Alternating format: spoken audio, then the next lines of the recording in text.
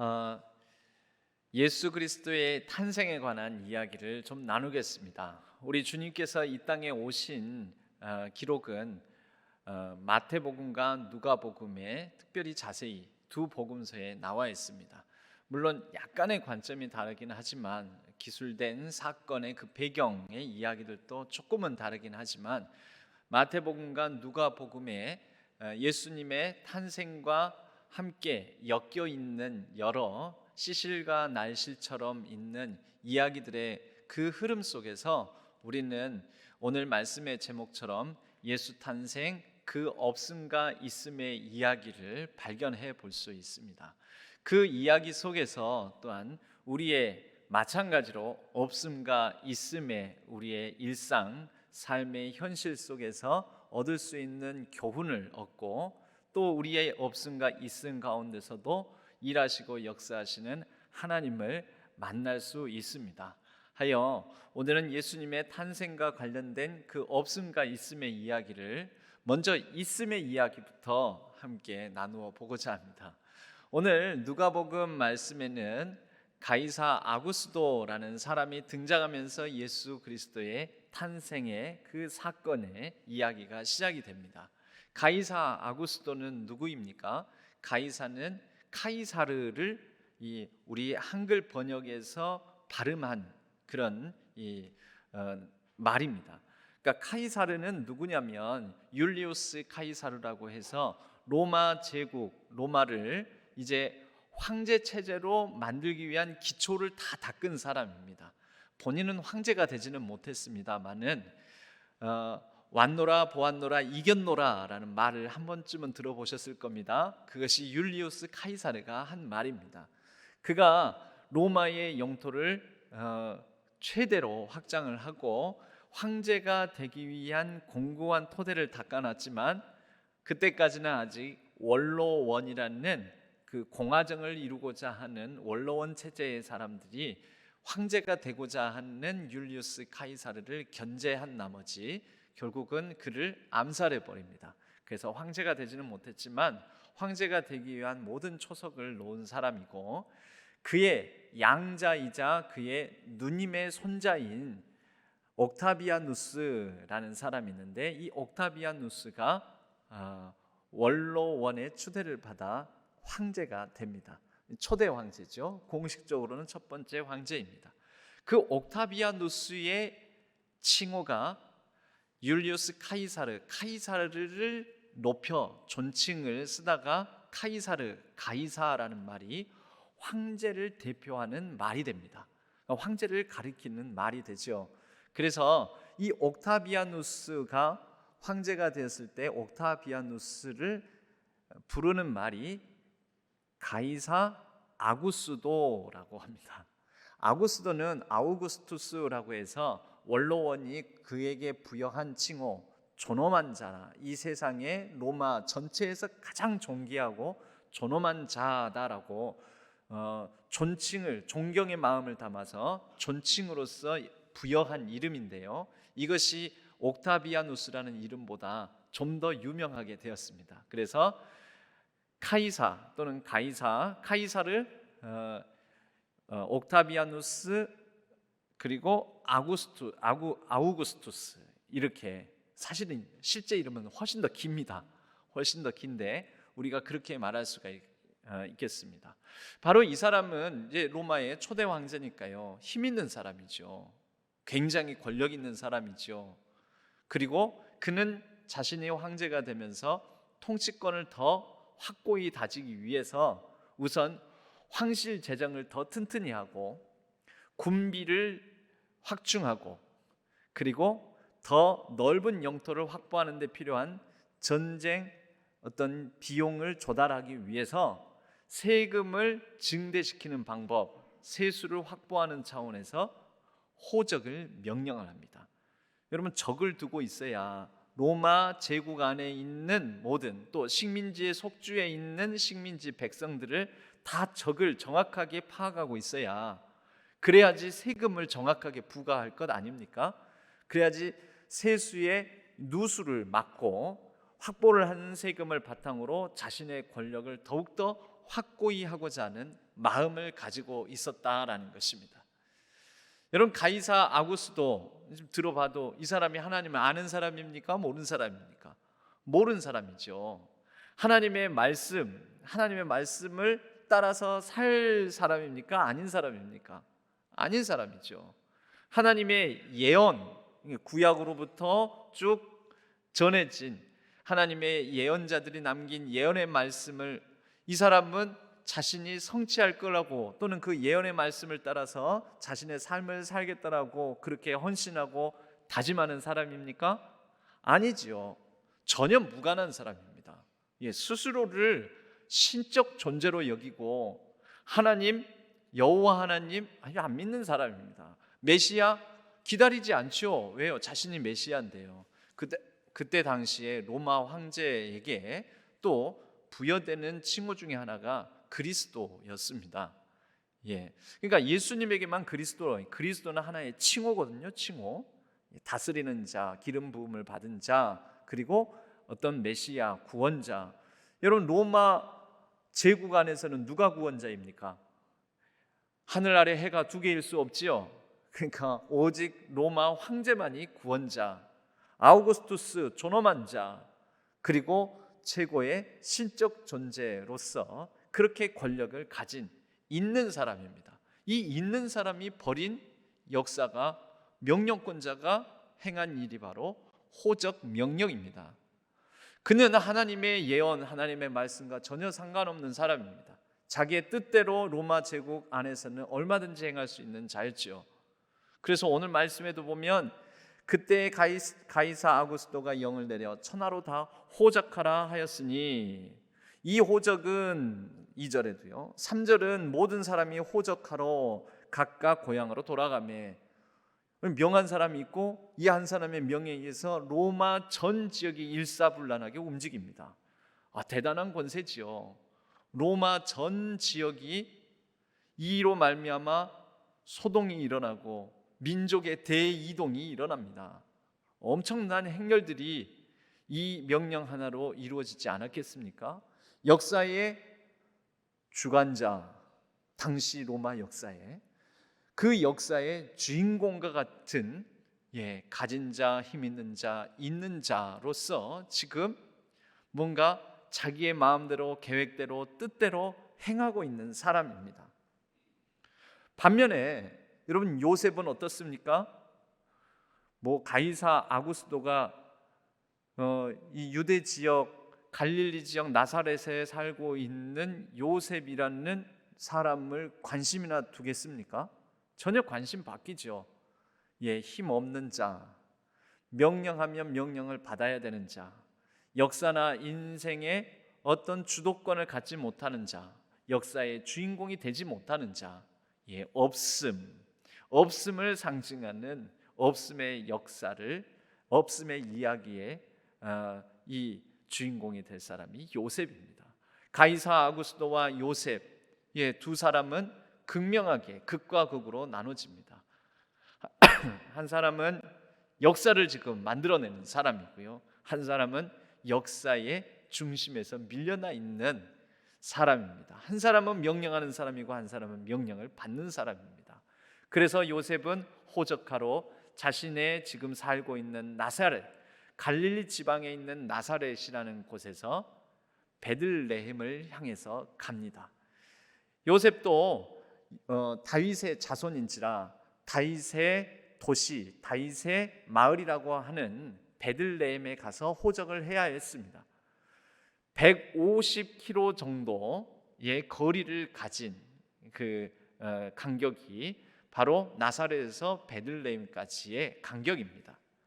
이것을 자기 제발로 스스로 이 번거로운 거리를, 여러분, 사람이 한 시간에 한 4, 5km 걷는다고 하죠. 도보로. 하루에 걷는다면은 한 10시간 걷는다면, 근데 10시간 못 걷잖아요. 게다가 만삭의 아내가 있잖아요. 만삭의 아내가 있으면서 평소 도보 걸음으로 한 시간에 4, 5km씩 못 가죠. 하루에 가봤자 한 10에서 20km, 많이 걸으면 한 20km 정도 가겠죠. 걸어서 그렇게 한다면은 150km 정도의 거리는 도보로 해산할 기한이 다가오는 아내와 더불어서 가는 거리로는 한 2주 정도는 가야 되는 거리인 것입니다. 이 번거로운 일을 하겠습니까? 삶의 주도권이 없으니까. 이 요셉은 자신의 아내가 이렇게 잉태하는 것도 자신의 주권이 아니었잖아요. 아내와 더불어서 행복한 가정, 일상적인 평범한 가정을 이루고 싶어 했던 마음이 있었던 사람인데 자기의 뜻대로 삶이 되지가 않습니다. 없음의 이야기의 주인공 요셉입니다. 여러분, 이렇게 극명하게 갈린 두 사람이지만 서로가 자신이 어떤 역사의 흐름 가운데 놓여 자신이 가지든 갖지 못했든, 주권을 가지고 행하든 아니면은 밀려서 행하든, 여러분, 그들이 이루어낸 이야기의 작품이 뭐냐면 예수 그리스도의 탄생입니다. 예수 그리스도의 탄생은 이미 미가서 5장 2절에 예고되어 있었지요. 미가서 5장 2절의 말씀을 다른 예수 그리스도의 탄생에 관한 본문인 마태복음 2장에서는 이렇게 얘기를 합니다. 마태복음 2장 6절 말씀에 또 유대 땅 베들레헴아 너는 유대 고을 중에서 가장 작지 아니하도다. 내게서 한 다스리는 자가 나와서 내 백성 이스라엘의 목자가 되리라 하였음이니이다. 여러분, 누구를 가리킵니까? 유다 땅 베들레헴아 너는 가장 작지 않다. 왜? 내게서 한 다스리는 자가 나온다. 그분이 예수 그리스도다라는 것이죠. 여러분, 만약에 가이사 아구스도의 명령이 없었다면, 호정 명령이 없었다면 예수님은 성령으로 마리아에게 잉태되었지만 어디서 태어나셔야 맞습니까? 요셉과 마리아가 살고 있었던 나사렛이란 동네에서 태어나는 거죠. 그럼 예언은, 미가가 예언한 이 마태복음에 인용된 이 예언의 말씀은 이루어집니까? 안 이루어집니까? 여러분, 가이사 아구스도가 이 예언의 말씀을 알고 있었을까요? 이 예언의 말씀을 베들레헴에서 다스린 자가 태어나야 된다라는 말씀을 이루기 위해서 호정 명령을 내렸을까요? 관계없습니다. 전혀. 그냥 그는 자신이 가진 황제라는 권력을 이용해서 더욱더 확고히 하고 제국을 더 효과적으로 통치하기 위한 일환으로 세수를 증가시키기 위해서 호정 명령을 내렸던 것입니다. 하나님의 뜻과 관계없이, 하나님을 알지도 못하였기에, 하나님의 말씀과 상관없이, 하나님의 예언 성취와 상관없이 그는 자기의 일을 자기 마음대로 자기의 가진 힘으로 했을 뿐입니다. 여러분들, 놀라운 것은 이렇게 있음의 역사, 다 가진 자들이 자기 마음대로 자기 뜻대로 하는 이 있음의 역사 너머에 하나님은 보이지 않는 가운데 하나님의 약속하신 말씀을 성취하고 계신다라는 것입니다. 때로는 그들의 의지와 관계가 없습니다. 그들의 의지는 오직 로마 제국 황실 재정을 넉넉하게 하며 앞으로 군비 증강을 위해 필요한 세원을 확보하는 것뿐이었습니다. 그런데 하나님은 그들의 자유의지대로, 마음대로, 뜻대로, 가진 힘대로 있음의 역사를 벌이는 것을 사용하셔서 이미 약속해 주셨던 예언의 말씀을 성취하고 있으시다라는 거지요. 그러면 요셉은 내가 해산할 날이 가까우니 150km나 되는 이 말씀이 지금 자기에게 이루어질 말씀인지도 어쩌면 몰랐을지도 모릅니다. 아이고, 시키면 시키는 대로 해야지, 까라면 까야지. 로마 황제가 명하였으니 고향 땅으로 가서 고되나 이 몸이 무거운 아내를 데리고 150km의 도보길을 가는 건 이거 쉽지 않은데 그래도 어떡하겠어. 삶의 주도권을 갖지 않는 연약하고 볼품없는 없음의 사람인 것을요, 할 수 없어서 가지만, 그러나 여러분, 그가 그렇게 감으로 이루어지지 않습니까? 베들레헴에서 예수 그리스도가 태어날 거라는 그 예언이 성취되지 않습니까? 여러분, 또 다른 장면에 보면은 그때 당시에 유대 땅을 다스리던 또 다른 있음의 역사의 주인공이 있습니다. 헤롯 왕입니다. 역사가들은 이 헤롯 왕을 헤롯 대왕이라고 부르기도 합니다. 어마어마한 건축 토목 사업을 일으켰고 유대인들을 동원하여서 그들의 환심을 사기 위하여 또 자신의 권력을 과시하기 위하여 어마어마한 건축물들을 남겼습니다. 그 중에 일부가 지금 예루살렘에 남아있는 서쪽 벽, 성전의 서쪽 벽이 남아 있습니다. 엄청난 규모와 화려함을 자랑하는 예루살렘 성전을 그가 지었고요. 또 헤로디온이라는 저쪽 이 예루살렘에서 서북쪽에 해당되는 곳에 굉장히 드넓은 이스라엘 평야를 다 내다볼 수 있는 곳에 헤로디온이라는 헤롯의 궁전을 지었습니다. 원래는 이게 발견이 안 되다가 최근에 몇 년 전에 발견됐는데 엄청난 규모입니다. 그리고 마사다의 요새를 건축하였습니다. 지금 봐도 엄청난 그런 우리에게는 관광지에 해당되지만요, 때로는 순례지가 되고 관광지가 되지만 엄청난 건축물들을 남겨 놓았습니다. 여러분, 이 헤롯 대왕은 자신이 가진 힘을 과시하기 위해 권력을 공고히 하기 위해서 그냥 행동할 뿐입니다. 그 중에 하나가 예수님께서 태어나시고 난 다음에 동방박사가 찾아옵니다. 뜬금없이 헤롯 입장에서는 동방박사들이 왕이 태어났다면서요. 글쎄요, 처음 듣는 얘기인데 어디서 태어났답니까? 표정관리를 하면서 물어보고, 그러면 그 왕이 태어난 자리를 확인하고 경배하고 난 다음에 나에게도 알려주시오. 나도 경배하겠소. 이것은 속임수였죠. 천사가 동방박사들에게 헤롯에게 가지 말라는 경고를 듣고 그들은 경배하고 그냥 헤롯에게 알리지 않고 돌아가 버립니다. 나중에 알게 된 헤롯이 화가 나서 그 일대에 있는 영유아들을 다 죽이라고 합니다. 영아 학살 사건입니다.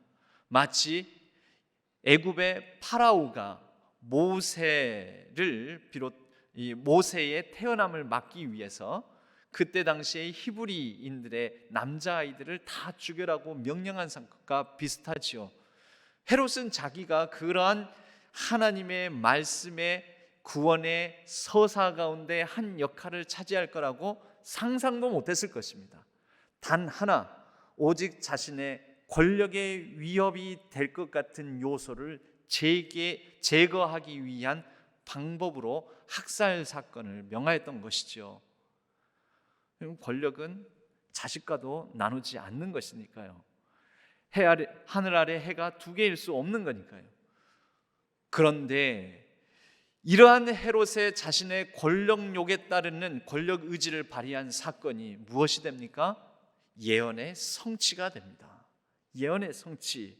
마태복음은 또 다른 말씀에서 이 예언의 성취를 마태복음 2장은 이렇게 얘기합니다.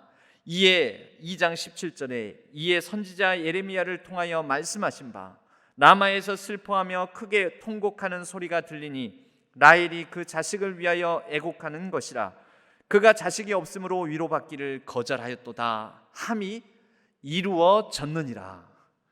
여러분, 헤롯이 하나님의 말씀, 예언을 이루기 위한 의지를 발휘했을까요? 아닙니다. 지 멋대로 한 것입니다. 자기의 권력을 가지고 좀 있다고 힘을 가졌다고 이 힘을 나누기도 싫고 이 권력의 위험 요소가 될 그런 부분을, 요소를 제거하기 위해서 그냥 자기 권력 의지대로 뜻대로 행동했을 뿐입니다. 그런데 성경은 뭐라고 얘기합니까? 선지자를 통해서 주신 말씀이 이루어졌느니라. 헤롯을 피하여서 그래서 예수님의 가족은 애굽으로 옮겨갔지요. 애굽으로 옮겨갔다가 헤롯이 죽은 다음에 애굽으로부터 다시 이스라엘 땅으로 돌아오지요. 성경은 또 이것을 이렇게 얘기합니다. 헤롯이 죽기까지 거기 있었으니 이는 주께서 선지자를 통하여 말씀하신 바 애굽으로부터 내 아들을 불렀다 함을 이루려 하심이라. 여러분, 헤롯이 이 말씀을 이루려고 학살 사건 일으키고 이루려고 예수님이 태어나서 몇 년이 지난 시점에 지 알아서 죽고 그랬을까요? 아니죠. 그런 거 아니에요. 그런데 헤롯의 권력 의지에 따르는 이 사건에 불과한 것인데, 헤롯은 말씀의 예언의 성취와 전혀 관계없이 지 마음대로 살다가 이 땅에서 살다가 갔을 뿐인데, 그런데 하나님의 예언이 하나하나 수백 년 전에 여러 다양한 선지자들을 통하여서 주셨던 말씀들이 성취되어 이루어졌느니라 라고 복음서는 기록하고 있다라는 것입니다. 심지어 이렇게 애굽으로부터 돌아와서 이스라엘 땅에 돌아와서 베들레헴으로 이제 돌아가지 아니고 나사렛이란 동네에 가서 사니, 이것도 마태복음은 이렇게 기록합니다. 2장 23절에 보면 나사렛이란 동네에 가서 사니 이는 선지자로 하신 말씀에 나사렛 사람이라 칭하리라 하심을 이루려 함이로라. 예, 복음서는 놀랍게도 다 이루려 함이로라, 이루려 함이로라, 이루려 함이로라, 이루려 함이로라. 알고 보면은 헤롯이 이 하나님의 말씀을 이루기 위해서 한 행동이 아닌데, 가이사 아구스도가 하나님의 예언의 말씀을 성취하기 위해서는 한 행동이 아닌데, 여러분 무슨 일이 일어난 것입니까? 그 있음의 역사의 주인공이라고 하는 있는 자들을 자기들 마음대로 뜻대로 살았지만 하나님은 보이지 않는 힘이 되셔서, 보이지 않는 가운데 숨어 계셔서 하나님께서 이미 주셨던 약속의 말씀을 성취하는 구원의 사역들을 이루어가고 계셨던 것입니다. 마찬가지로 없는 자들이 내가 지금 하나님의 말씀을 이루어가고 있을 거야, 이룰 거야, 그럴 의지를 발휘할 수도 없죠. 없는 사람은 해라면 하고, 당하면 당해야 되고, 해코지하면 또 때리면 맞아야 되고, 그러는 거지요. 코로나 상황이 다가오면 예방 백신 맞아야 되고, 마스크 써야 되고, 그리고 때로는 눌리고 자유롭지 못하는 그냥 일상을 살아갈 뿐인 거죠. 연약하니까, 우리는 힘이 없으니까, 가진 것 없으니까. 그런데 여러분, 있는 사람들의 의지나 없는 사람들의 할 수 없음의 의지나, 그래서 이러한 행동이나 저런 행동이나 이 모든 것들이 다 보이지 않는 가운데 뒤에서 역사하시는 하나님에 의해서 하나님의 약속의 말씀이 성취되어 가고 있다라는 것입니다. 그렇게 예수님의 탄생이 이루어진 것입니다. 그렇게 예수 그리스도에 대한 예언이 성취된 것입니다. 여러분, 오늘날 우리에게 주는 이 있음과 없음, 없음과 있음의 이 역사를 통하여, 그러나 그 배후에서 일하시는 하나님의 예언의 성취를 통하여 우리는 어떤 교훈을 얻을 수가 있습니까? 여러분, 코로나19로 말미암아서 눌리지요. 오늘날 최근 2년 동안 이 역사의 주인공 주관자는 무엇입니까? 코로나19 바이러스입니다. 코로나19 바이러스가 지금 전 세계 최근 2년 동안의 역사를 주관하고 있지 않습니까? 우리의 일상을 다스리고 있지 않습니까? 심지어 우리가 예배를 자유스럽게 드릴 수 있는 그 모든 자유까지도 억누르고 있지 않습니까? 그러면 코로나19가 진짜 우리의 인생을, 우리의 삶을 다스리는 것입니까? 어쩔 수 없이 코로나19 상황 속에 쫓기고 눌리고 상해서 때로는 준비했던 것도 하지 못하고, 예배 드리고 싶어도 드리지 못할 때도 많고, 모이고 싶어도 모이질 못하고, 함께 소통하고 싶어도 소통하지 못하고, 만나고 싶어도 만나지 못하고, 그러니 코로나19가 우리의 삶을 다스립니까? 그렇지 않습니다. 여러분, 우리는 예수님의 탄생의 이 배경, 있음과 없음, 없음과 있음의 이러한 이야기를 통하여서 확인할 수 있는 것은, 지금 눈에 보이는 현실이 코로나19가 우리를 다스리는 것 같아도 그것이 우리를 다스리는 것이 아니라 보이지 않는 가운데 하나님께서 보이지 않는 역사를 통해 우리의 삶도 다스리실 거라는 것입니다. 그렇게 우리의 삶을 이끌어 가실 거라는 것입니다. 여러분, 때로는 또한 우리 앞에 힘 있는 사람, 뭔가 있는 사람, 뭔가 죄는 사람, 뭔가 교만한 사람, 권세 있는 사람, 그런 사람들이 까불고 힘 있다고 그거 자랑하고 그것을 통하여서 자기 마음대로 살아가는 것 같아도 여러분 그것에 너무 눌리지 마십시오. 오히려 그럴 때 이렇게 선포하십시오. 까불지 마라. 한번 해볼 테면 해봐라. 그래 네 마음대로 해봐라. 그래도 하나님께서 보이지 않는 가운데 일하실 것이다.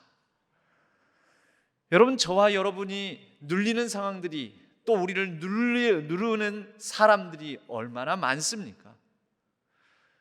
그러나 여러분, 그런 가운데서 어쩔 수 없어서, 의지 없어서, 뭔가 없어서, 자유 없어서, 그래서 어쩔 수 없이 하는 행동과 그러한 가운데서 처한 상황 속에서 그래도 할 수 있는 최선을 다하는 그 삶에 하나님께서는 우리도 알지 모르는 사이에 나도 모르게 우리도 모르게 일하시고 약속을 성취해 가신다라는 것입니다.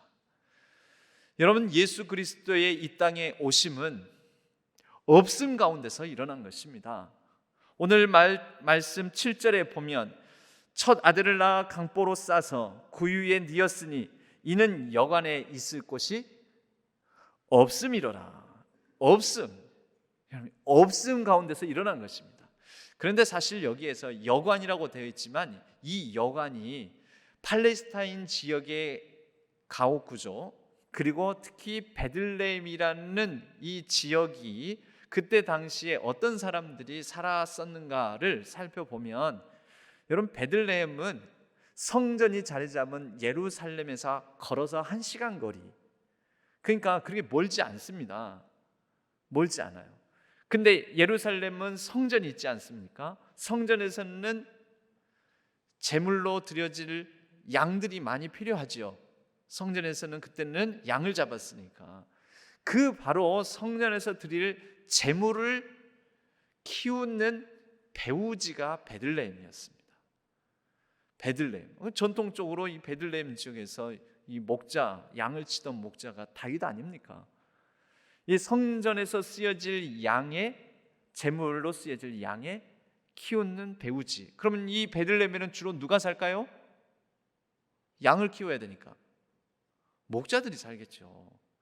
그리고 양들이 먹을 것들을 위하여서 관리하는, 말하자면 농부들이 살겠죠. 그럼 그런 사람들은 사회적으로 높은 지위를 가진 사람이 아니죠. 가난한 사람들이죠. 없는 사람들이죠. 바로 그 없음의 동네에 여러분 여관이 있겠습니까? 성경에 여관으로 번역되어 있는데 이 여관이 사실은 이 성경학자들의 연구에 의하면 좀 적절한 번역은 아닐 수 있다. 이 여관으로 번역된 이 헬라어 말은 실제적으로는 손님을 재우기 위한 그 가난한 집이라도 우리 가족들이 사는 방이 있고, 일상을 살아가는 가족들이 사는 방이 있고, 혹여 남이 오면 여기서 주무세요. 우리 친인척들이 오면 여기서 주무세요. 여러분, 또 부모님들도 이 부부가 생활하는, 평상시에 사는 그런 방이 있지만, 안방이 있지만, 명절이나 이럴 때 자녀들이 한 번씩 오면, 또 손님들이 오시면 여기에 자고 가라고 그렇게 방을 좀 비워두는 곳도 있지 않습니까? 바로 그런 방을 번역하기를 여관으로 번역이 된 것입니다. 모두가 다 호적하러 자기 고향으로 오다 보니까 그렇게 손님들을 위하여서 마련해둔 방들이 이미 친인척들로, 먼저 가까운 친인척들로 차지가 되어가지고 빈 방이 없게 된 것이죠. 그러니까 이제 예수님의 가족이 머무를 데가 없게 됩니다. 그래서 머무를 데가 없어서 학자들이 추정하기로는 이 없는 살림에, 그런데 나그네, 게다가 해산할 날이 가까워서 만상이 된, 그래서 출산할 것 같은 이 여인을 밖에다 그대로 내버려 둘 수가 없으니까 맞아들입니다. 방법이 어디입니까? 자기가 평소에 기거하던 안방, 여러분, 사실은 우리가 이 부분의 이해를 다시 새롭게 해야 됩니다. 이 안방을 내어준, 없이 살기 때문에 다른 방도 없고 내어줄 방도 없고, 내어줄 방이 없어서 자신이 기거하던 안방을 내어준 농부들이 있었다라는 것이죠. 없음, 그들도 없이 살죠. 여러분, 여자가 해산을 합니다. 해산을 하면 남자들이 가까이 할 수 있습니까? 그러니까 이 집의 주인들이 밖으로 밀려나는 거예요. 오히려 밖으로 밀려나서 자기의 안방을 내어주고. 여러분, 이것을 이해를 돕기 위해서 그때 당시의 가옥의 평면도를 제가 잠깐만 보여드리도록 하겠습니다. 이렇게 생긴 것입니다. 이렇게 그때 당시에 일반적인 농부 또는 목자들, 그런 이 사람들의 이게 위에서 내려다본 평면도입니다. 전체 집 구조가 이렇게 돼 있고요. 이 한쪽에 손님들을 오면은 재울 객실을 이렇게 해놓고, 이 케네스 베일리라는 학자가 중동의 눈으로 본 예수라는 책에 나와 있는 것을 제가 찍어가지고 여러분들에게 보여드리는 것입니다. 가족이 기거하는 방, 일상적으로 살아가는 저 방. 근데 손님은 객실을 이미 차지해버렸고 여기는 더 이상 공간이 없고, 그러면 공간이 어디예요? 저기밖에 없지요. 마구간이라는 공간은요, 문을 열고 들어가가지고 따지고 보면 원룸 안에 우리 신발 벗는 데 같은 데 있죠? 신발 벗는 데, 신발장 있는데 거기에 가축들을 낮에는 밖에다 풀어놓다가 밤이 되면은 이 가축들이 상할지 모르고 도둑 맞을지 모르니까 집 안으로 들입니다. 집 안으로 들이는데 저 마구간에서 가족이 기거하는 방에는 저게 벽이 아니에요. 벽이 아니라 계단으로 연결되어 있지 않습니까? 지대가 약간 한 1m 정도, 낮게는 50cm에서 1m 정도 가족이 기거하는 방이 마구간에 비해서 높습니다. 그러면은 옛날 우리 텐마루에서 신발 이렇게 신고 벗고 내려오는 그 정도 높이에 해당되는 거죠. 그래서 소나 나귀들이 마구간이라는 공간에서 저기 구유라는 공간에 물이나 음식을 해놓으면은 이렇게 숙여서 딱 먹기에 좋은 높이가 될 거 아니에요? 예, 바로 이러한 자리, 이런 공간을 내어주는 사람이 있었다는 거죠. 없음이죠. 여러분, 그들이 예수 그리스도께서 구유에 태어나 누이실 거라고 상상하고 예상하고 그랬겠습니까? 그러지 않았습니다. 그냥 없는 가운데, 그들이 없는 가운데 할 수 있는 그냥 최선을 다했을 뿐입니다. 그런데 그들의 그러한 행위, 없는 가운데 베푼 친절, 없는 가운데 한 행동을 통하여 우리 주 예수 그리스도의 탄생이라는 놀라운 역사가 일어난 것이죠. 여러분, 있음이나 없음이나 있는 자는 있는 자대로, 없는 자는 없는 자대로 자신들이 무엇을 하는지 몰랐습니다. 그런데 결론적으로는 하나님의 역사를 이루어갑니다. 있는 자는 가이사 아구스도는 그가 하나님 나라에 헌신할 거라고는 전혀 생각하지 않았을 것입니다. 만왕의 왕이신 예수 그리스도 메시아의 탄생을 위해 자신이 예언의 성취를 하는데 일조하는 사람이 될 거라고는 생각지도 않았을 것입니다. 그러나 했습니다. 결과적으로 그를 통해 예언은 이루어졌고 구원은 일어났고 하나님 나라가 역사가 펼쳐진 것이지요. 여러분, 구원의 기쁜 소식, 예수 그리스도의 이 땅에 오심, 그것을 위하여서 힘을 쓰지도 않고 노력하지도 않았지만, 그러나 그것을 위하여서 결과적으로는 기능하게 된 이러한 역사, 우리는 이것을 통하여서 내가 혹여 또는 내 주변의 사람들이 혹여 마음대로 자기 뜻대로 살더라도 하나님의 뜻이 어떤 식으로든 보이지 않는 가운데 일하시는 그분으로 인해서 이루어진다라는 것을 우리가 기억하면서, 그러나 여러분, 마음대로 살다가 하나님의 구원의 역사에 자신의 의지와 관계없이 참여하는, 그러면 기쁨이 없죠. 그래도 이루어 갈 텐데 마음대로가 아니라 하나님의 뜻을 알아 하나님의 뜻에 순종함으로 그 구원의 역사에 참여함으로 기쁨을 누리는 삶이 된다면 여러분, 우리는 하나님의 예언 구원의 역사에 동참하는 자로서 하나님의 나라의 역사를 이뤄가는 존귀한 삶을 살아가게 될 것입니다. 여러분, 우리는 우리의 삶을 돌아보면서 부지불식간에 사실은 하나님의 일을 이루어가고 있습니다.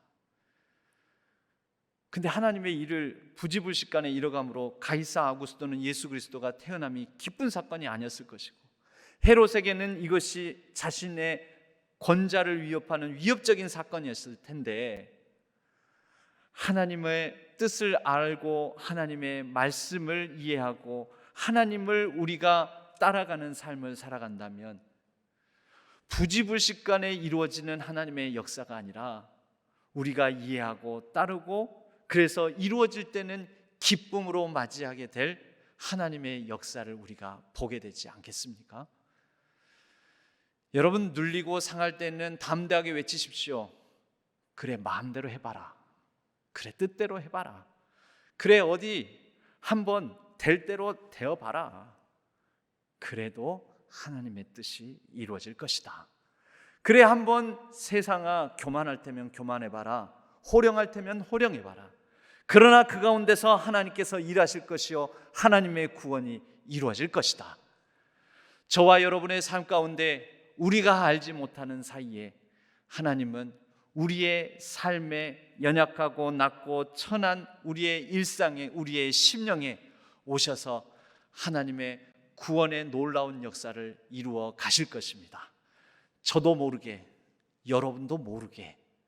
그러므로 우리는 이렇게 말할 수 있습니다. 메리 크리스마스. 우리가 알지 못하는 사이에 하나님의 기쁨의 놀라운 구원을 이루어 가실 것을 확신함으로 과도히 눌리지 마시고 어렵고 지친 일상 속에서도 새 힘을 내어 담대히 하나님과 더불어 승리하는 삶을 살아가는 우리 모든 성도님들 되시기를 주님의 이름으로 간절히 축복합니다.